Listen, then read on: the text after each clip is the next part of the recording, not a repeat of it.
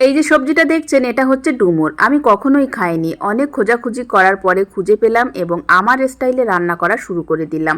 প্রথমেই আমি গোটা গোটা করে আলু কেটে নিয়েছি, আলুটাকে লাল লাল করে ভেজে নিয়েছি। এবার সরিষার তেলে গোটা জিরে, শুকনো লঙ্কা, গরম মশলার ফোড়ন দিয়ে দিলাম। পেঁয়াজ কুচি, কাঁচা লঙ্কা কুচি, টমেটো কুচি দিয়ে ভালো করে কষিয়ে নিলাম। স্বাদ মতো লবণ দিয়ে দিলাম, ভেজে রাখা আলুটাও দিয়ে দিলাম। সব কিছু ভালো করে কষাবো। এরপর হলুদ গুঁড়ো, লঙ্কার গুঁড়ো এবং ধনিয়ার গুঁড়ো দিয়ে দিলাম। ভালো করে কষিয়ে নিলাম যতক্ষণ না তেল ছেড়ে দেয়। তেল ছেড়ে দিয়েছে, এবার কেটে রাখা ডুমুর দিয়ে দিলাম। ডুমুরটা দিয়ে এখন লো টু মিডিয়ামে রেখে ভালো করে কষাতে হবে। আমি এখানে ঢাকা চাপা দিয়ে ডুমুরটাকে কষিয়ে রান্না করব। আপনারা চাইলে একটু ঝোল ঝোল রেখেও কিন্তু রান্না করতে পারেন এবং মাছের সাথেও কিন্তু রান্না করতে পারেন। তো এখানে রান্না কমপ্লিট, এখন গরম গরম পরিবেশনের পালা। কালারটা দেখে বুঝতে পারছেন কি দারুণ স্বাদ হয়েছে।